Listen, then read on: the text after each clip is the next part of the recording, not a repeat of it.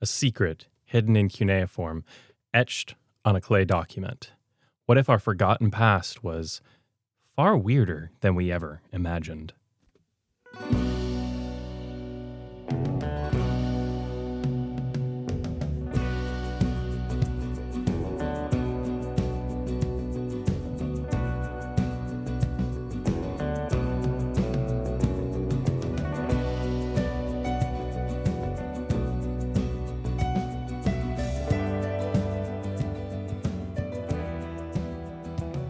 Welcome to Musings on Mysteries and the Mythical Matrix. Ladies and gentlemen, mystery seekers, musers, conspiracy theorists, interdimensional philosophers, seekers of truth, comparative mythology enthusiasts, and last but certainly not least, all of you that desperately cling to your confirmation bias. Whether your interest is Atlantis to Zeus, cuneiform to quantum physics, we tackle it all, from our quantumly entangled castle, tucked away in the ancient flood-battered central Pangaean mountain range. We're the one-stop shop for mystery, history, and comparative mythology. We're a podcast dedicated to exploring the ancient, mysterious, and unknown with logic and reason, where we also theorize the geometric fourth dimension exists and is the spiritual. Only trigger warning for this episode is a logical conversation, so if applying the Socratic method on fringe topics is disturbing to you, turn off the podcast now. And I will kick it over to our resident future psychologist to give us a psych fact, and then we will roll right into episode overview. I'm excited I'm not leading this one. It's nice to not have the pressure on you, right? Yeah, it's great. All right, what's your psych fact? People who spend more time in the sun are more likely to be happy. Not me. I'm one of those, what's it called? Like the people that love rain in stormy weather. Like, I don't like it when it's sunny as much as I do when it's like stormy outside. I don't like being in the rain if I'm like out in the woods or anything like that, but well, sometimes I do, but like long term, like if I'm like camping or hiking for like a week, I'm not happy about like the rain itself, but I like the aesthetic. Person who loves rain, pluviophile. Sounds about right. Something with phile in it. Not pedophile, not necrophilia, none of that, of course, but No.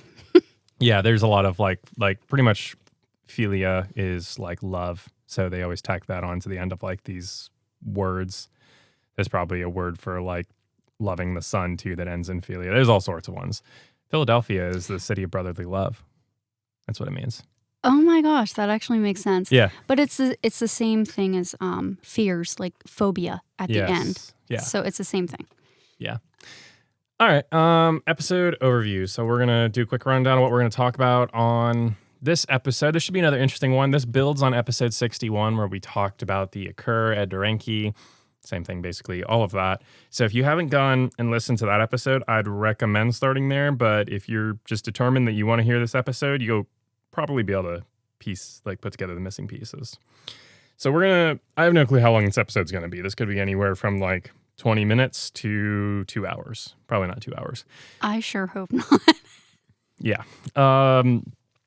So we're going to start off by talking about the Sumerian King List because we've talked about it on the show before.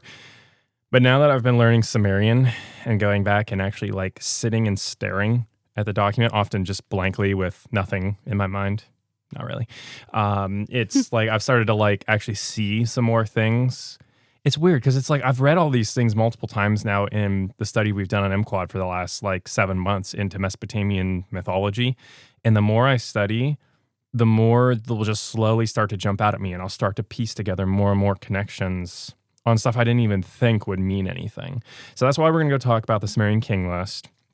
And then we're going to talk about Eanna, and I'll explain what Eanna is when we get there, the mystery of it. And then after that, we're going to talk about some weird kings on the Sumerian Kings List in relation to Eanna. And then I'm going to present a theory recap of everything. So pretty streamlined, pretty much the same template we always follow on the show. So let's talk about the Sumerian Kings List for starters. For those of you that are new joining us, we'll give a brief introduction and recap of what we're talking about here. So the Sumerian King List, what is it? It's a document that's listing the successions of reigns of various rulers of ancient Mesopotamia, so largely from Sumer, extending from a first pre-deluge, quote-unquote, dynasty, extending through known rulers such as Nammu, Shulg, and we know that these are actually legit rulers that existed because we have various inscriptions created by them put on temples, statues, all sorts of things. I've studied a number of these with my Sumerian manual, actually. So even more conservative historians look at the Sumerian King List as having some historical validity to it. It's just a question of where they draw the line. Make sense? I think so. All right. So, yeah. So, I mean, some of the later kings on the list are thought to be real, but the earlier kings are usually seen as more mythical by scholars, largely due to the fact that there's a lot of claims of very outrageous like lengths. So, for example, one of the kings has 21,000 years that he reigns, that this specific king reigns before the flood washes over. So that's why I think there's some skepticism, but as we're going to explore here, I think there's a lot of misunderstandings about the Sumerian King List and how it functions, to where there are some very serious errors in a sense that I think maybe some of these scribes that were transcribing the Sumerian King List didn't quite understand what it was, and they mixed things up because they didn't think it through. But I don't know. We'll talk about all that in a minute. It could also represent like other things, couldn't it? Or is it like for sure, that's the years of how long they reigned? Because I'll get to it in a minute. You can say whatever you have to say once. Let me see. Where is that in my notes? Yeah, I will talk about that before we move on to the next section. So save whatever you have for that, and then we'll parse it out there. But the age of the Sumerian King List, how old is it? There's multiple versions we have of the list. Some are a bit more recent, but to my knowledge, the oldest is around 2000 BC. So we're talking about a 4,000-year-old list of kings from before even that time period. So we're talking, 5,000, 6,000, 7,000 maybe, depending how we want to interpret it and how we want to parse it from which worldview. Sorry, I needed a sip of water. I was like, I'm drinking more caffeine. This is my third energy drink of the day. I've been gassed the last week, which is, I don't want to go down the rabbit hole because user 123 is going to get mad at me for going down rabbit holes. I didn't know if you wanted me to fill in. Yeah, there's just awkward silence for a minute. Anyway, but yeah, so the Sumerian King List ultimately seems more mythical and ceremonial. That's kind of the conclusion of a lot of scholarship. So I've been researching and digging into the Sumerian Kings List a ton. And so why have I been doing that? Let me talk a little bit about that. I have been trying to go through and build what I'm calling the Matrix Codex. I'm trying to go through and this has been a very ebb and flow research format because there's a lot of brick walls I hit. But I'm trying to go through and I'm trying to create a timeline from the ancient world and to see if this matches with like the biblical genealogies and the Sumerian King List and then any other documents around that time, other things. That I'm trying to take stuff like the tree Methuselah and then other stuff like that, like dendrochronology. I'm trying to take all of that and synergize it all together and see, is there even anything that could fit with everything that we're looking at here that could actually give us a real legitimate timeline of the world? So that's what I've been trying to do on and off. I've hit a lot of stone walls with like how the Sumerians constructed their number systems. I need to learn that better. And so I'm just kind of put a pause on some of this until I learn more Sumerian because I just don't know enough yet to parse out all the details. But it is still something I kind of work on and reflect and use to practice some Sumerian from time to time.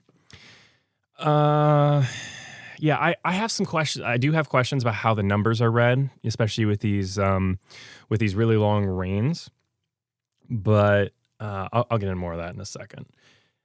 I have found some interesting things though. So, for example, I'm going to do this off memory. I don't have a ton of details on my notes on this. I did a reel on this like probably 4 months ago. But I think that there's a Ubara-Tutu who is mentioned as the last pre-flood king. I think that's Methuselah in the Bible.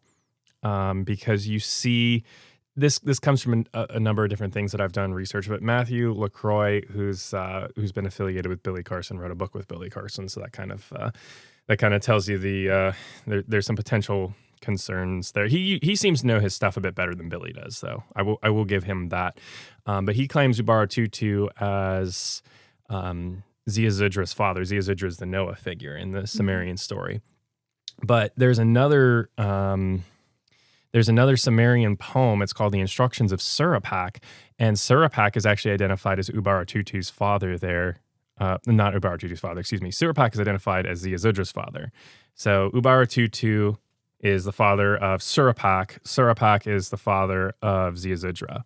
So I look at that, and I was thinking about it all, and I'm like, well, this makes sense that, Surapak is mentioned as a person that's the son, but he's not mentioned as a ruler.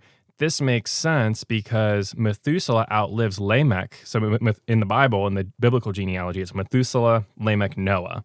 So that's Ubara-Tutu, Surapak, and then Ziusudra. So that's the connection there for our listeners. I apologize if that's a little hard to track. But it matches because Lamech dies before Methuselah does in the biblical genealogies. So it makes sense to me why Ubara-Tutu would be mentioned as a ruler, but we have documentation of him having a son, but he's never mentioned as the son's never mentioned as ruling. And it's that makes sense to me though on the Sumerian Kings List because that fits, that synergizes. And so I look at that and I think that there's, some maybe misunderstandings there. And I'm sure there's stuff I'm missing because I haven't researched every single Sumerian myth in existence. But that was a very interesting find that I had where there were some things that did seem to kind of click together a little bit.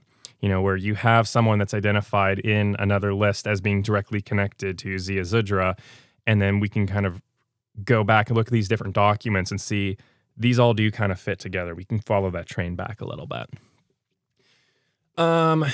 A brief summary of the Sumerian King List itself is basically, it's just a long list of kings and tells some occasional feats about them. It talks about kingship before the flood, then it says the kingship's taken up to heaven, descends back down after this flood, and then the kingship starts off in Kish, goes to Uruk, goes to Urim, and then bounces around a bit, back to Uruk, back to Urim, all over the place pretty much. So just for clarification, the list separates the kings, the rulers, by the flood. It separates the rulers by the flood, and it separates the rulers by dynasty, like the region of Kish, the region of Uruk, the region of Urim, and you have repeats. So initially when I was looking at the Sumerian King List, I'm thinking this is sequential, but I have very much come to the conclusion. I think I'm incredibly confident it is not sequential. In fact, it's concurrent reigns. That many of these kings that we're looking at, they ruled at the same time on the Sumerian King List. And I'll give some examples and explanations of this. But to start off with, the word for king in Sumerian is lugal, and it has a lot of flexibility in meaning. It can mean things beyond king, like ruler, head. Like lugal in Sumerian, it's literally just the combination of lu, which is the symbol for man, person. It's used as a pronoun sometimes even in Sumerian, and then gal, which is great. So it's literally just great man, if you want to literally transliterate it, which compound words like that usually get expanded meanings. Metaphorical meanings in Sumerian. So it's not literally necessarily that, but it's the idea and the concept of that. What's a great man? A great ruler, like a regent, like a king, a lord, something like that. Yeah. I was going to say, so a man of any authority. Yeah, you nailed it. Yeah. Exactly. You need to start teaching you Sumerian too. Might be a natural at that. No. I'm already trying to learn Akkadian and I'm struggling. Yeah, Akkadian is, I like it actually. I really like Akkadian now that I'm getting the gist of it.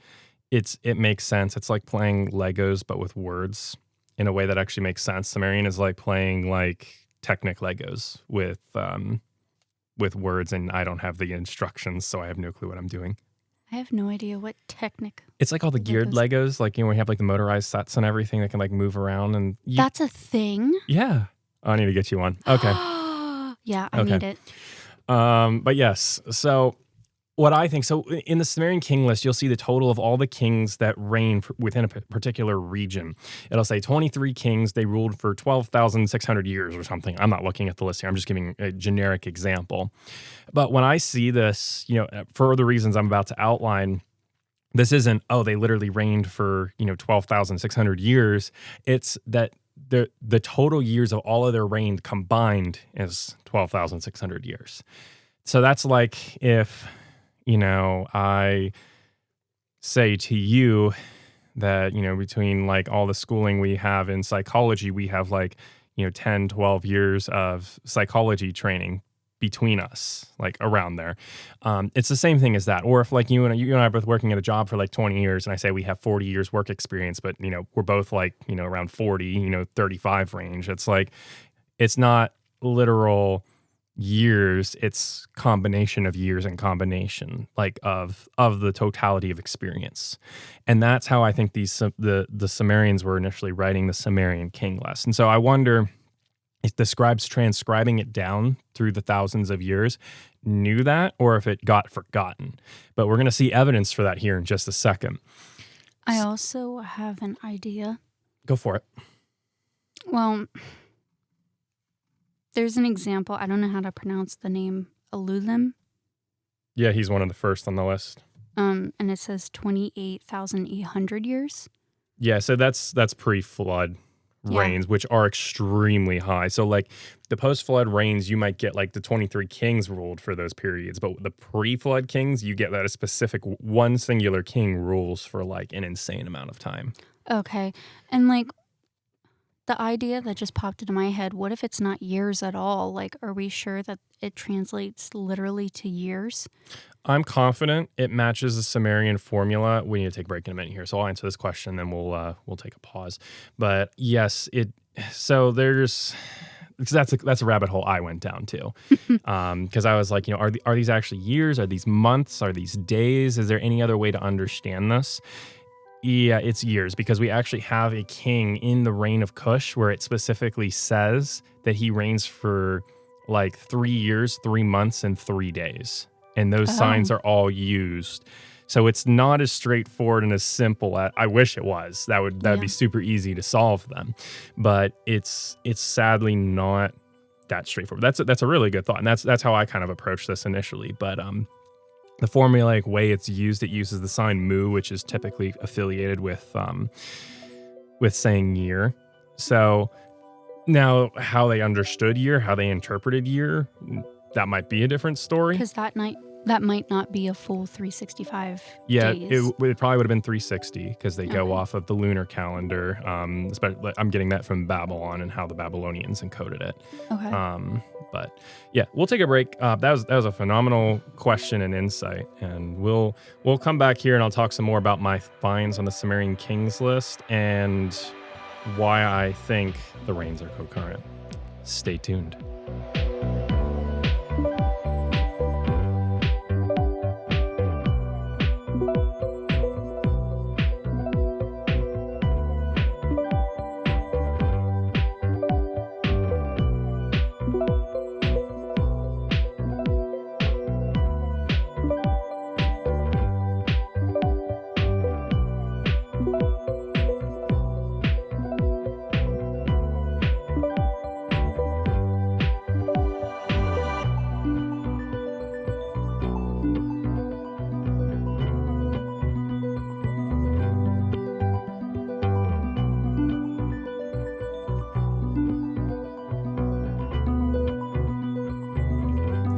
And we've returned here on Musings on Mysteries and the Mythical Matrix to talk more about the Sumerian Kings List.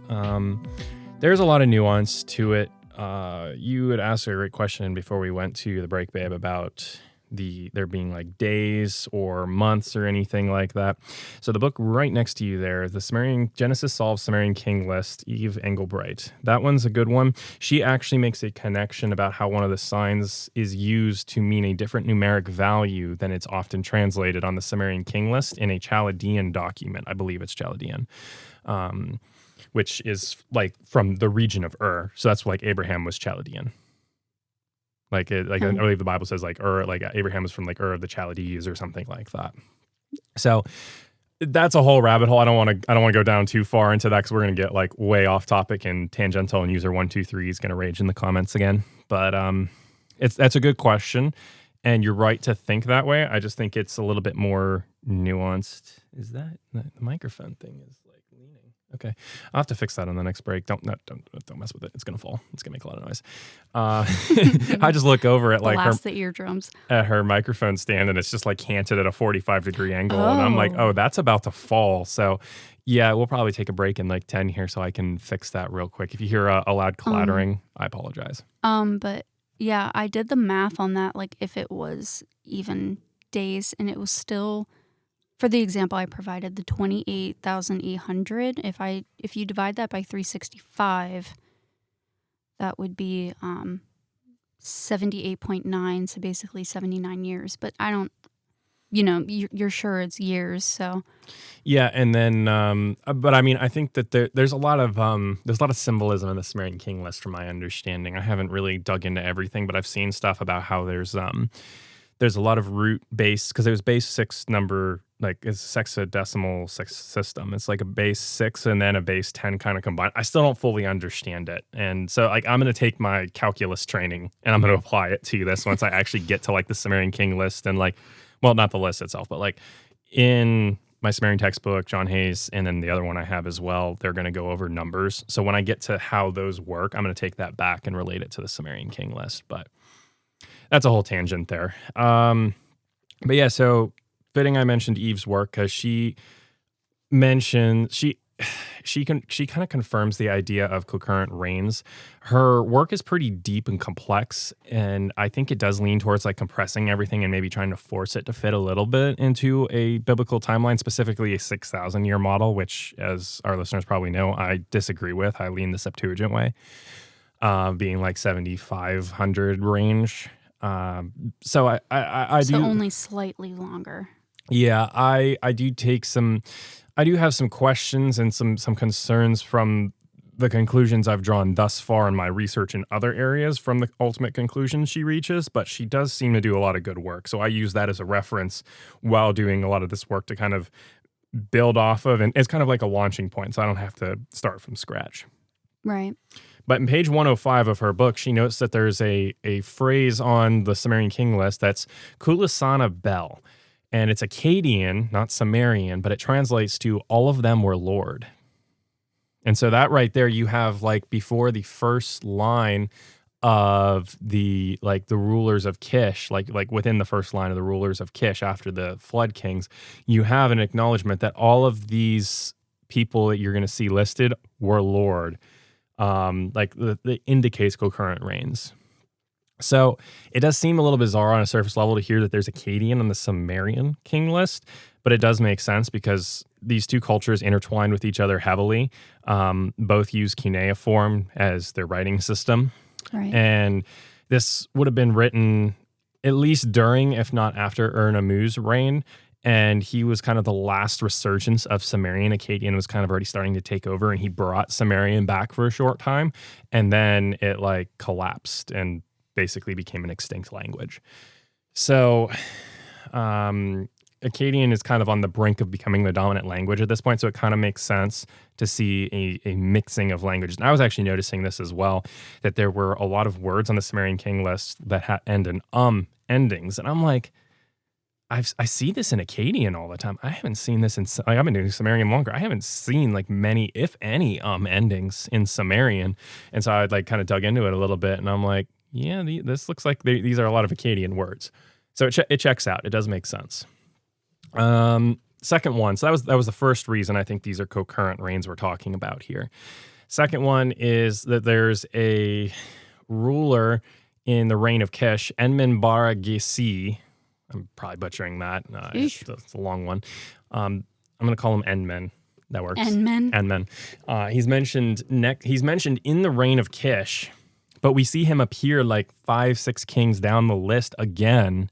And he's mentioned next to Gilgamesh, who is in a different dynasty, because now the kingship is at Uruk. And this king is mentioned right next to Gilgamesh and like in reference to him, like that they had an encounter together or something.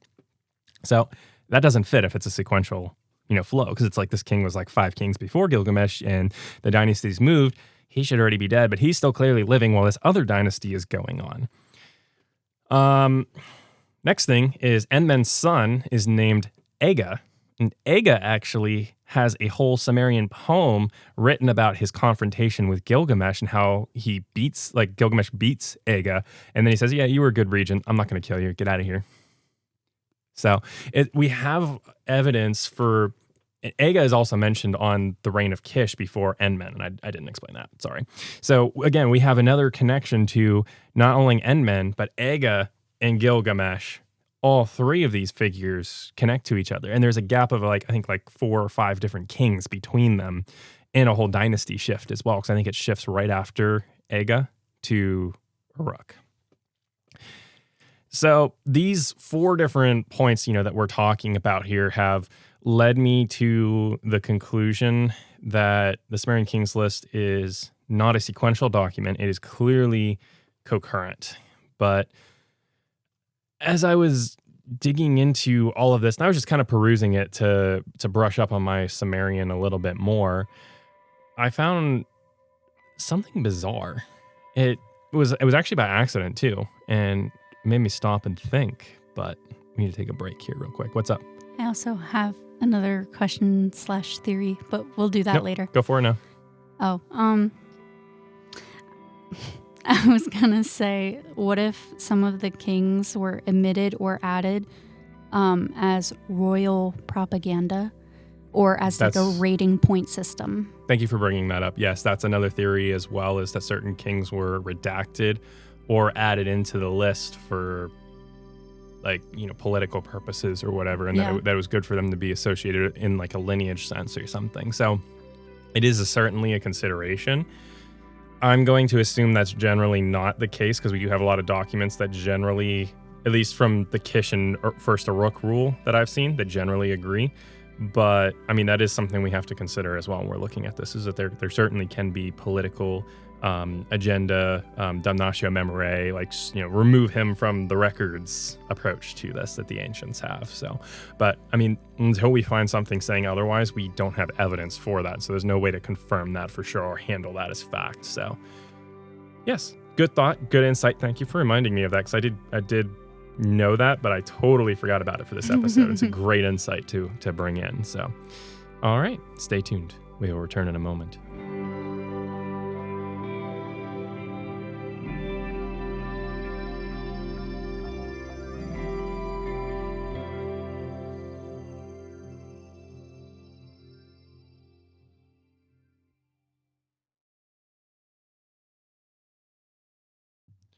And I'm back, apparently. Song ran out. I talked so long while I was playing it for for that break. But that's all right. Say something smart real quick. I got to make a quick note on my timestamps here. Stay in school. Stay in school. Don't do drugs. Don't do drugs. Sorry, No, you're good. I just needed a second to write some notes down. I can't talk and write at the same time. My brain doesn't work that way. I'll just say something stupid. But all right, so what I found that was bizarre, the Mystery of Eanna. So when I was looking at the transfer of kingship from Kish to Uruk, it didn't actually say Uruk. It was, so in Sumerian, it's Unug, but it didn't say Unug. It wasn't the Sumerian word for that. It said the kingship went to Eanna. And I'm like, okay, I know what Eanna is. That's Inanna's temple. I forget what exactly that translates to. It's something about the heavens and the sky. But it's like house of the sky, house of the heavens, I think. But it specifically says that kingship goes to Eanna, not to Uruk, which is weird because the kingship starts out in Kish and it doesn't name a temple. So then I did Control F on the whole document. I'm like, is there any other point that the sign for the E sign is used? Because that's the sign for house, dwelling, temple in Sumerian. I'm like, is this used anywhere else in the document? Nope. Nowhere else. Only the kingship is only taken to Eanna or any temple once on the whole Sumerian King List. And I kept scrolling down to later reigns, because I don't focus as much on the later reigns yet. I was looking at that and I'm like, it comes back to Uruk, and it specifically says the kingship is taken to Uruk. It says the king, in fact, when the Eanna kingship falls, it's taken by the king, taken by Ur. And so it says Urim. And I'm like, okay, so it clearly is saying cities for all of these other instances except for this one. And it's like you have the flood, You have Kish dynasty, and then you have the Uruk dynasty, where it's not taken to Uruk, it's taken within Uruk to Eanna, to Inanna's temple.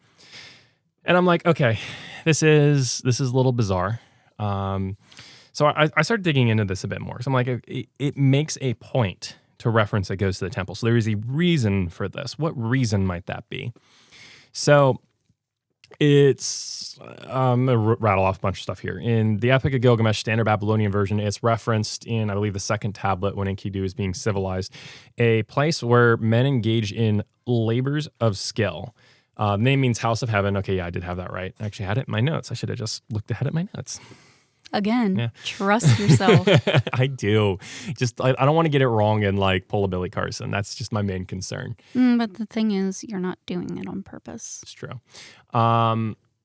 So Eanna is claimed to have been built by Gilgamesh and the seven sages. And then this is an interesting nuance, because then this means that Gilgamesh's reign, if this is true, Gilgamesh's reign actually like starts with Eanna. That means that like when the kingship can't be taken to Eanna if Gilgamesh like builds Eanna and Gilgamesh reigns after. So clearly Gilgamesh's reign starts when the kingship is taken to Eanna. And so that's another way to look at it. So Gilgamesh is like 4th or 5th on the list. So like, again, we have all of these kind of nods, you know, if you like reading this through like the second time I did, and I didn't know enough of like all the context and all the other myths. It's like, this doesn't seem to like, nothing jumps out at me. But the more I look at all this, like even now on air, it's like, yeah, there's more and more things here that are saying these are concurrent reigns and that there's more nuance to this. But guess what? Eanna is a ziggurat. Of course it is. Just like the occur, according to Britannica, because I had to look that one up. I'm like, I'm curious. Is Eanna's a ziggurat, right? And it's like, yep, it's a ziggurat. So there we have another connection to our occur and mountain theory from the last episode. All right. I jumped ahead a little bit in my notes. So I have another question. What's up? What if the years represent a mathematical code, like a secret mathematical code only known to them? It very well could. I've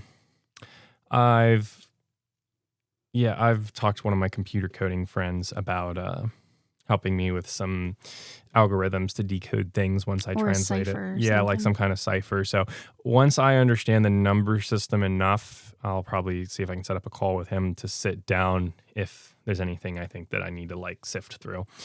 But yeah, no, that's another great thought as well. Is like, how do we decode all of this stuff? And that's something I'm still working on. So hey, if you have any suggestions about a fresh way to think about this, email us at m.coordinatemusings@gmail.com or join the Discord server, because I am most active on there. Steven will tell you that I am.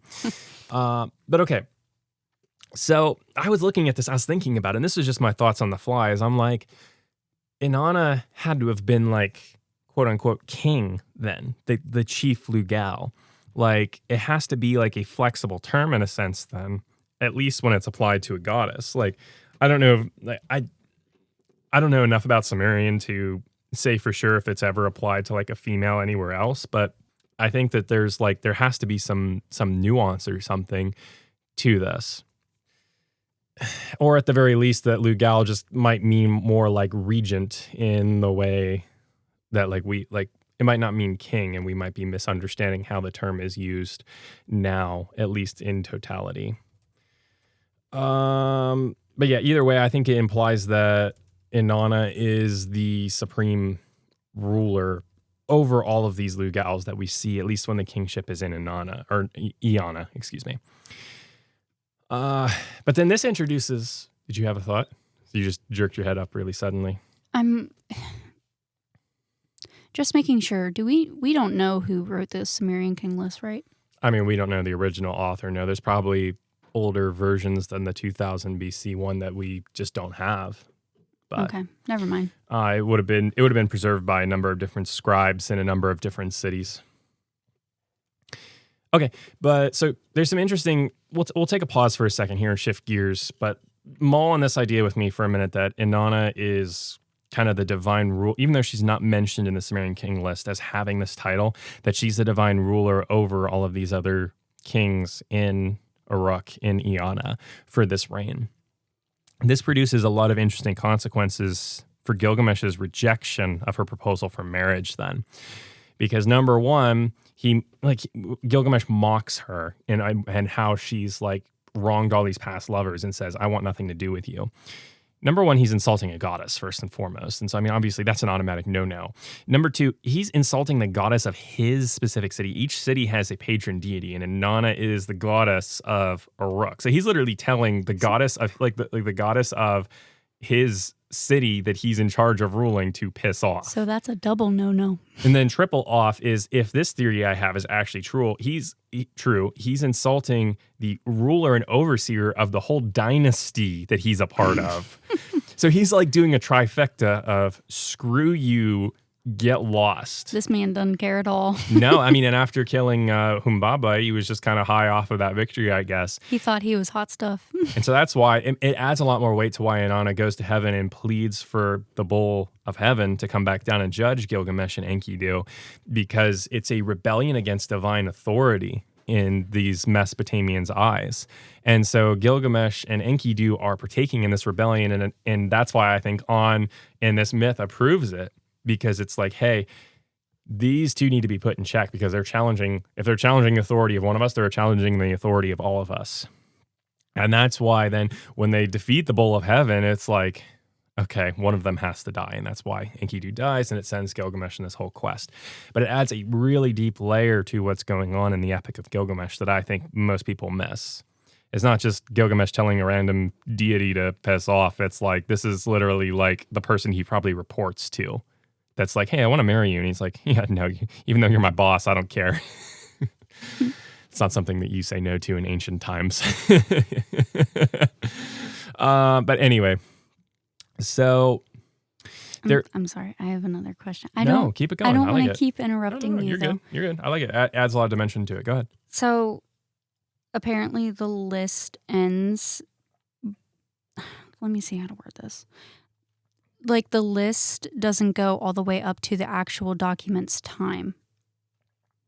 Yeah, it sounds about right. I don't think so. Like, it's missing some of the rulers or, authority figures when the document was created. So it stopped at a specific point. I'm guessing for a reason, but I don't know.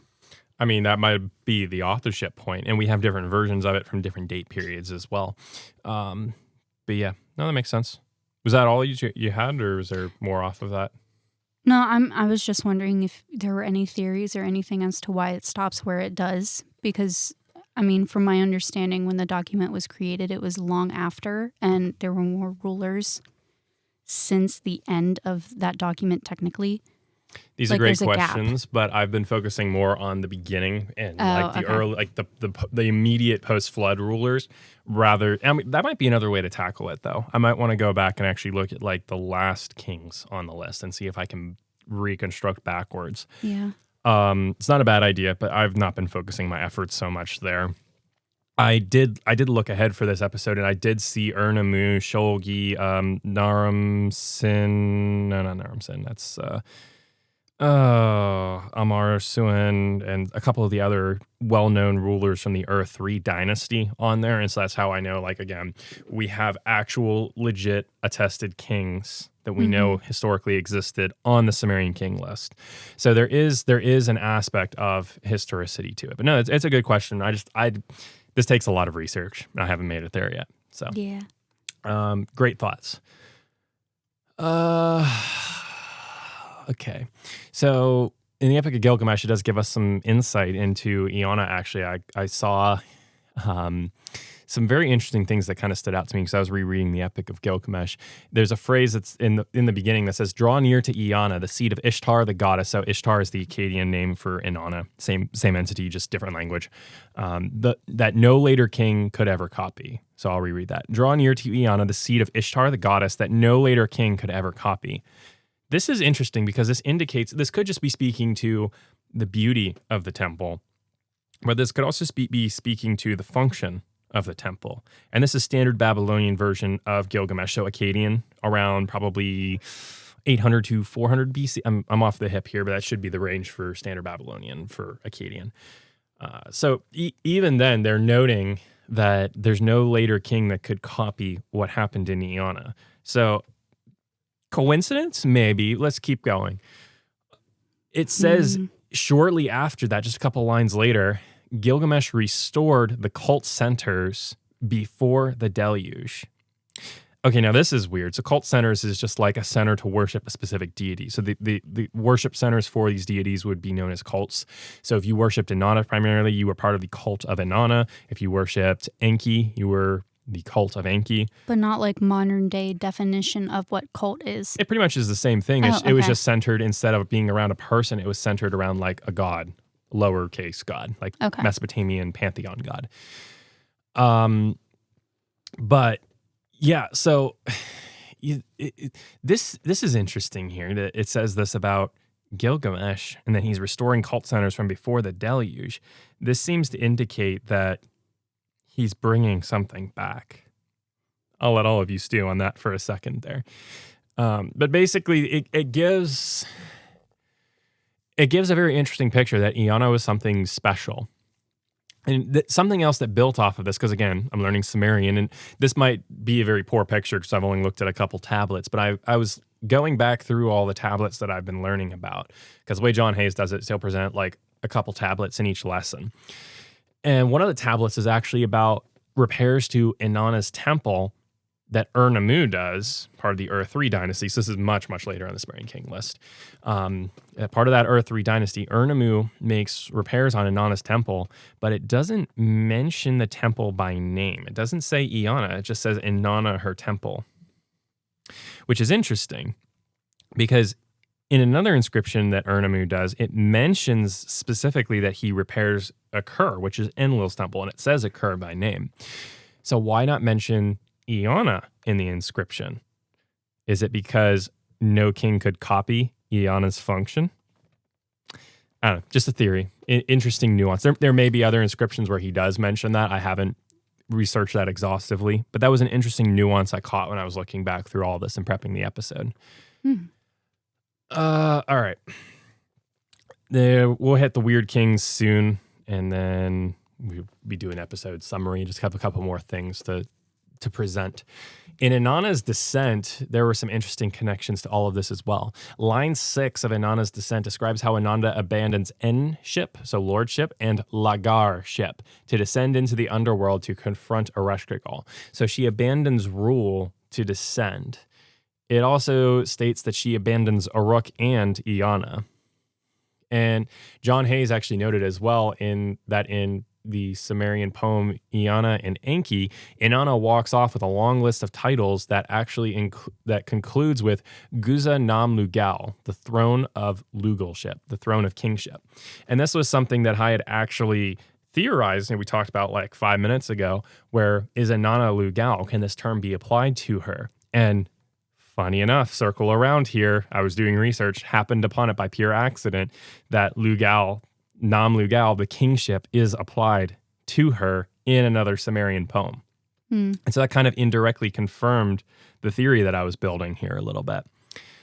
Now I was looking at the word Lagar here because that was used in Inanna's descent, and it can also be read with an L ending, so Lagalm. And so I do wonder if the added vowel of an A in the beginning there is maybe a feminine version of Lugal, Lagal. I don't know. Again, I'm speculating here with 6 months of Sumerian under my belt, which is probably a very dangerous thing to do. But I'm just shooting off the hip. I'm throwing ideas out there for the listeners to kind of to play around with. But yeah, so was Eanna just a really nice temple? It's possible. But I think that there's something more here. There's a mystery to what all is going on in Eanna. And why I think this is because there are some weird rulers and some weird things that happen on the Sumerian King List that coincide directly with when the kingship goes to Eanna. So if you want to hear more about that, stay tuned. We will return in a moment.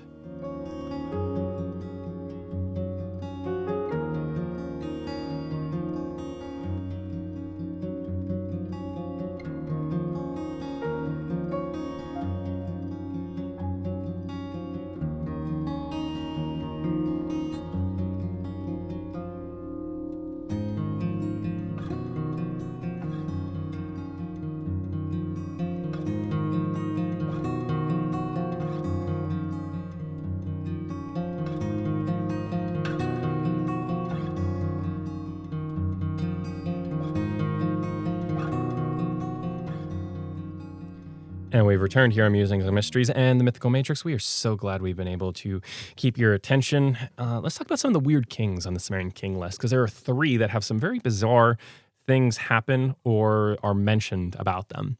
So I should have practiced saying these names, well, at least this one. Mekijar Gasir. He's I think he's the first of the Eanna kingship kings that's listed. He is described as a literal physical child son of Utu. Utu is the sun god, appears as Shamash in the Epic of Gilgamesh. So he's literally described as a son, a child of the actual sun god in mythology.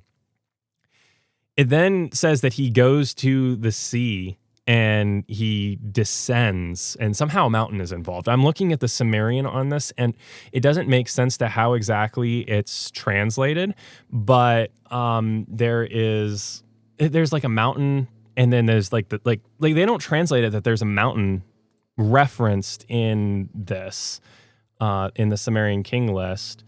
Like it doesn't say mountain in this particular line. It just says that he enters the sea and disappears, but it looks like there's a word for mountain in Sumerian. So I don't know my Sumerian well enough to really have a solid theory on this.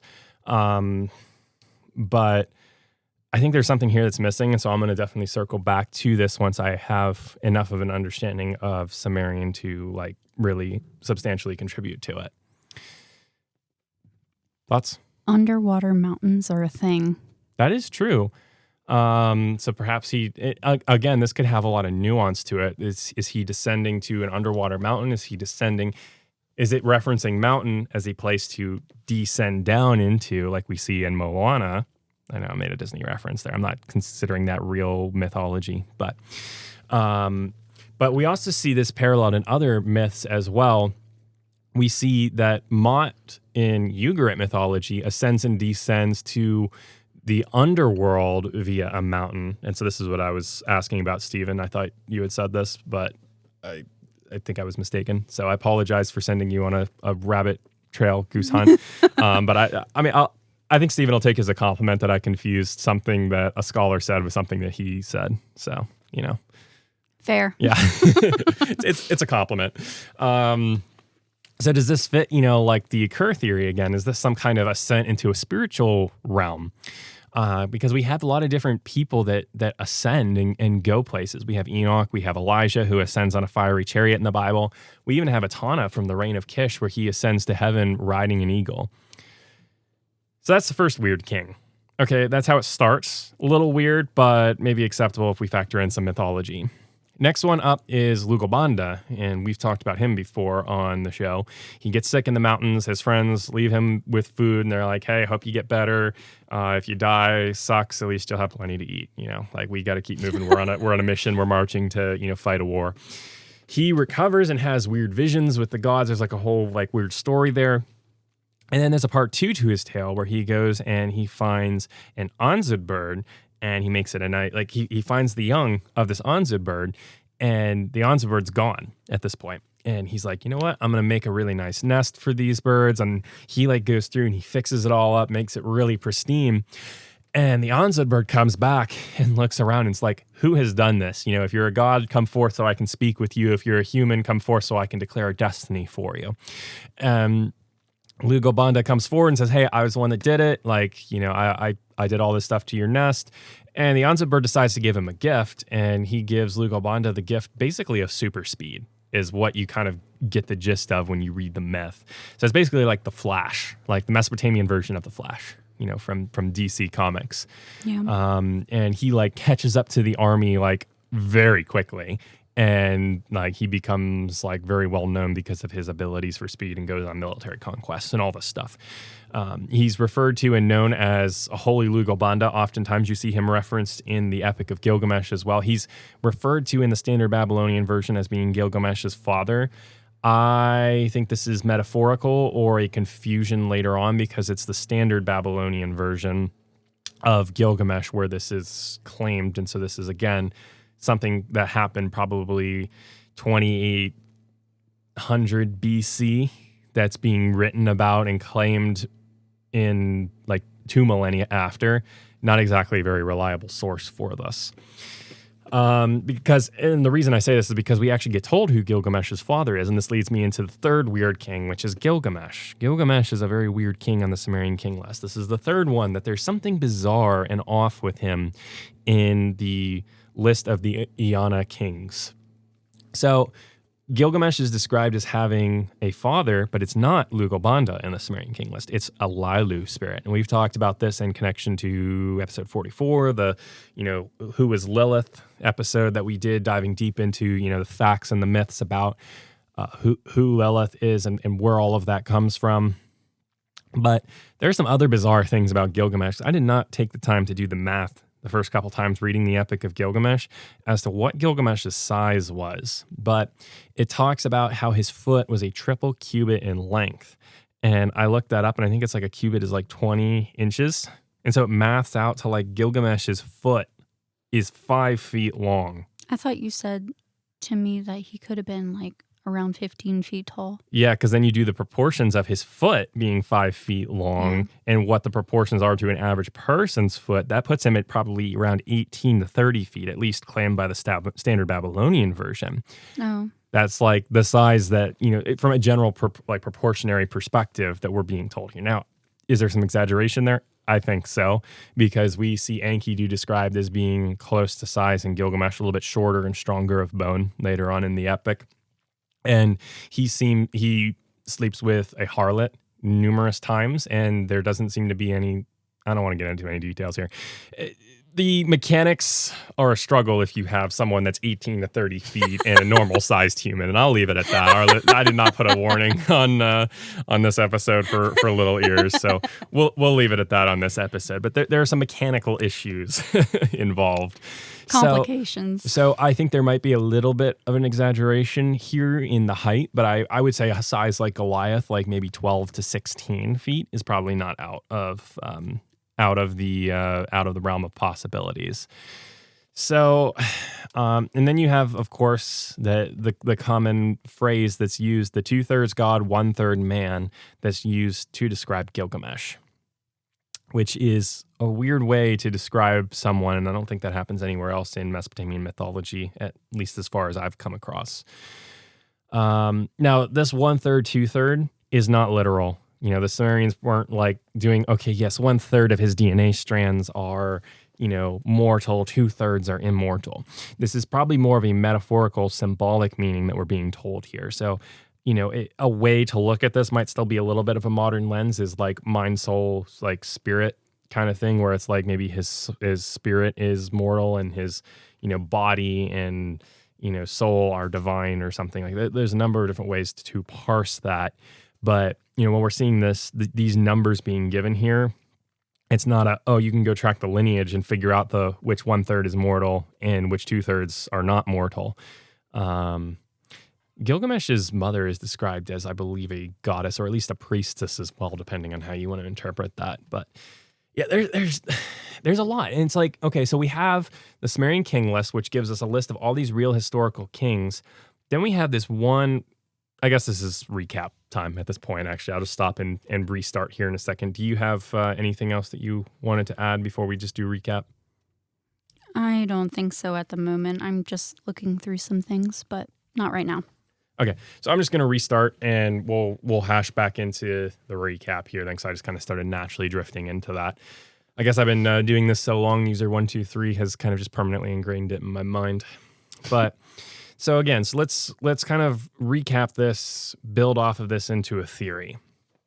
We have the Sumerian King List. It's a document that has some discrepancies, but by and large, there's a lot of consistencies on it. You might have some occasional redactions here for kings that weren't liked, or additions by other, groups, vice versa, all this stuff going on. But you have a generally consistent document with all of these reigns. And there are historical figures that make an appearance, and many scholars do tend to lean towards Gilgamesh being a real person. Now, there are questions as to how much of this myth is true and how much is exaggerated, understandably so.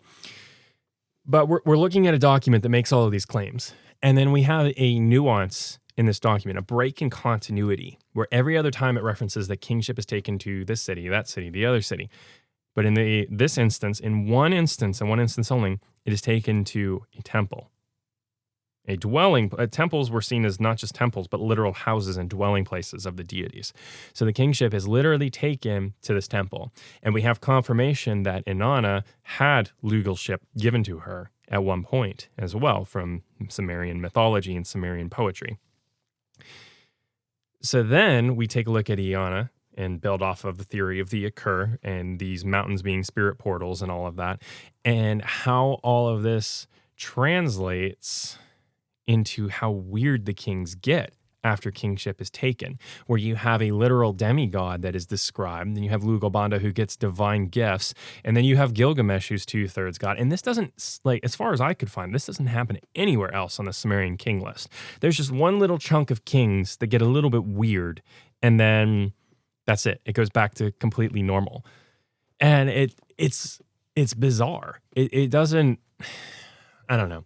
And then you add in a lot of things like the Gilgamesh is bringing back cult centers from before the deluge. This might be a great flood. Like this might be a local flood. This might be a worldwide flood, depending on how you want to parse this and which perspective you're coming from here. But this, either way, this implies that he's restoring cult practices and or structures from before a flood, likely the flood that's referenced across, various myths. And that means this is likely talking about Gilgamesh bringing back Genesis 6 practices.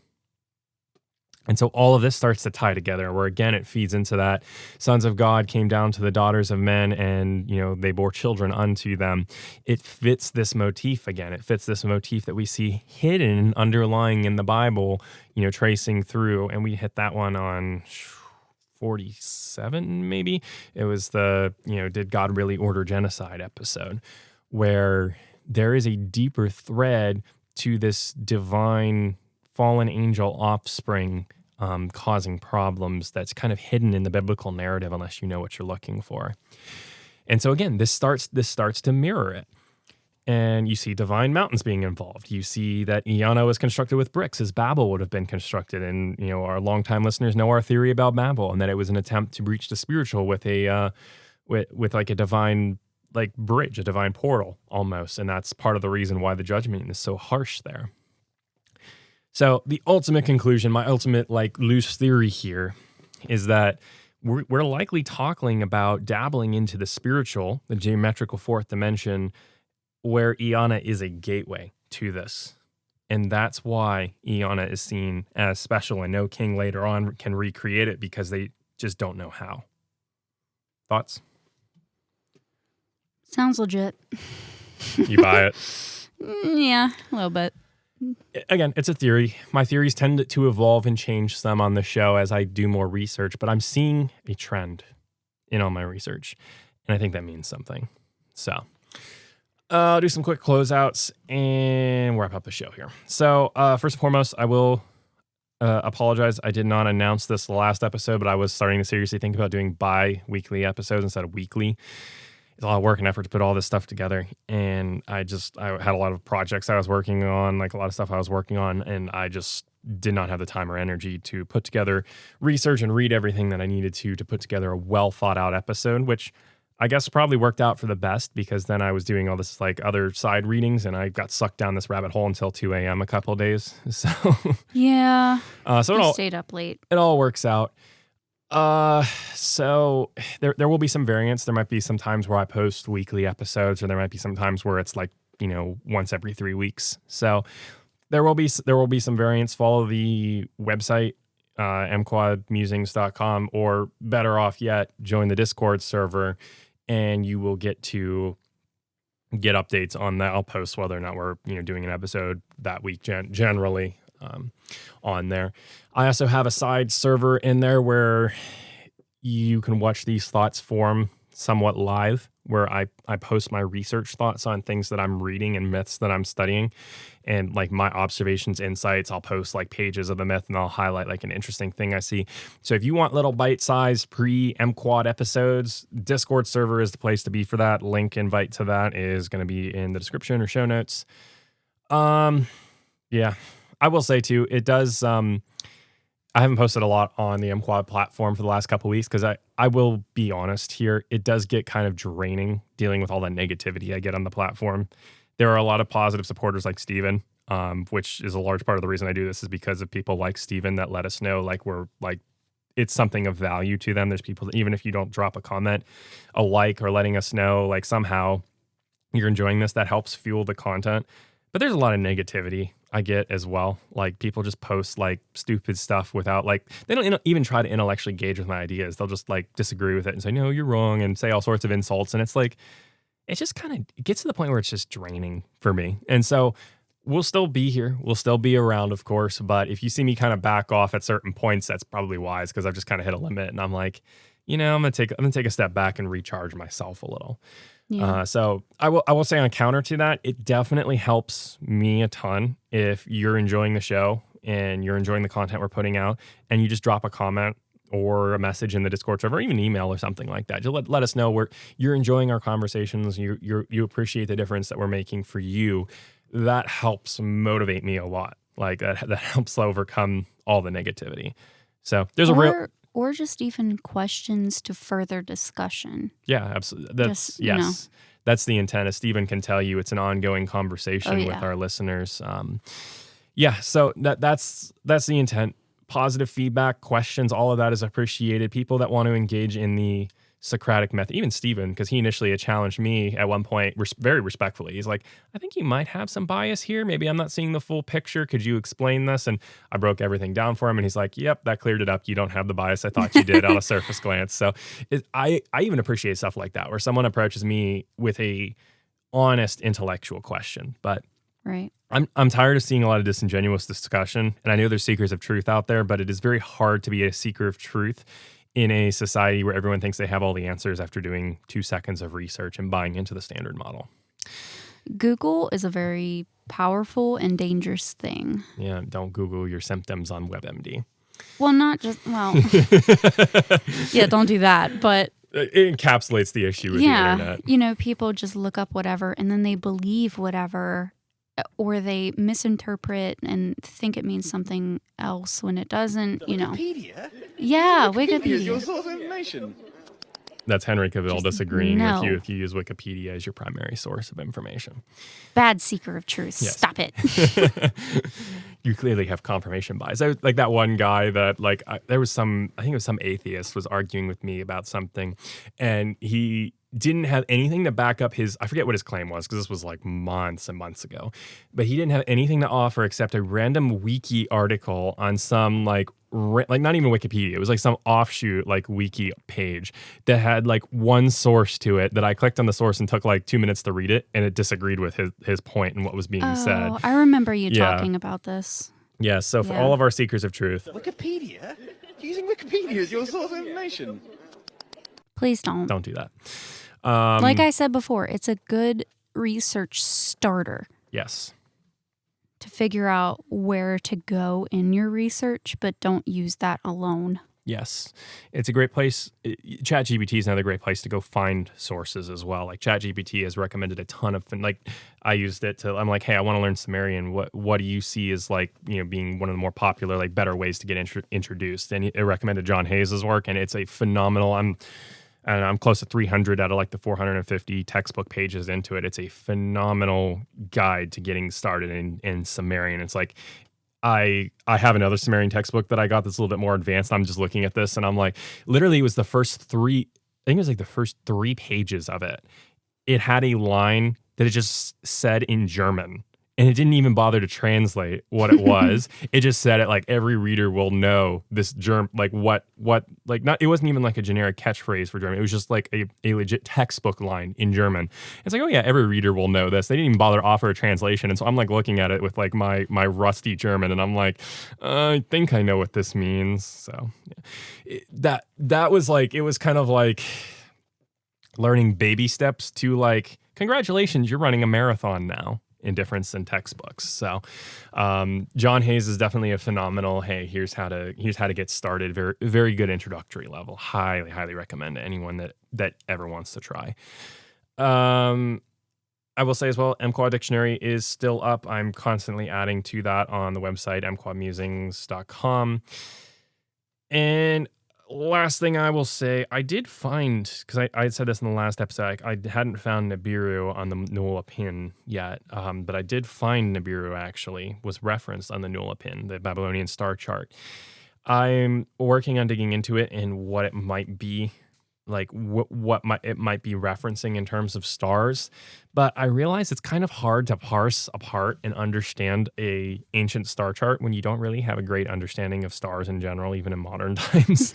So apparently now learning astronomy is on my to-do list on top of learning like all the other languages I'm learning and everything else. All the other, I'm probably reading like no joke 10 books right now.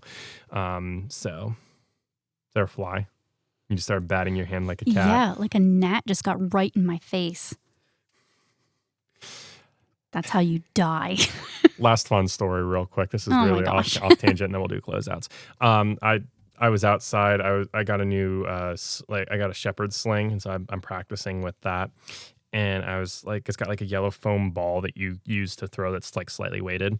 And there's like some cats in the neighborhood, and one of the cats, Carmel, was sitting there and she was watching me do it. And when whenever I would like do a really bad throw and it would go way off, she'd like run over halfway, look at it, and be like, it's fine, you can go check it out if you want. So she like slowly crawl over to it, and then she like took like a little mini bite into it. I'm like, what are you doing, you weirdo?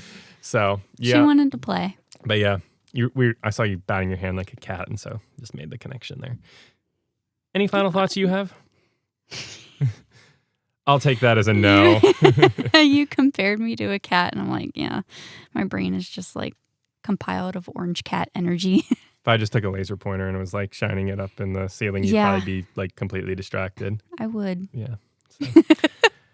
All right, so buy us a cup of coffee link is in the show notes. It does take a lot of time and effort to do all of this research. There's, of course, as always, no pressure to support the show financially, but if you can, it definitely helps.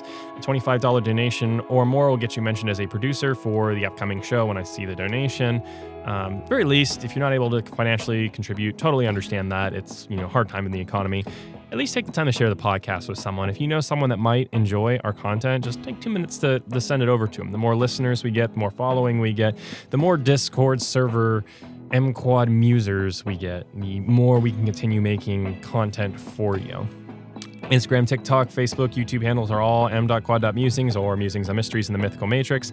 As always, you can email us m.quad.musings@gmail.com. Discord server link invite is in the show notes. And we definitely want to see you there, even though we won't be posting every single week. There will be conversations, thoughts, insights shared on the Discord server itself. So if you miss M-Quad content, that's the place to go. So whether you've been listening on the earth with the mortals, in the stars of heaven with Enoch and the cherubim, or down in Sheol, we thank you for quantumly transcending time to join us for this epic mythology discovery.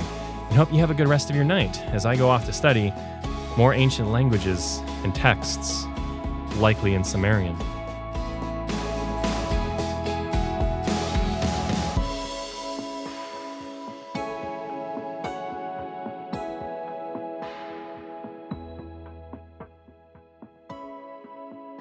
You're still here?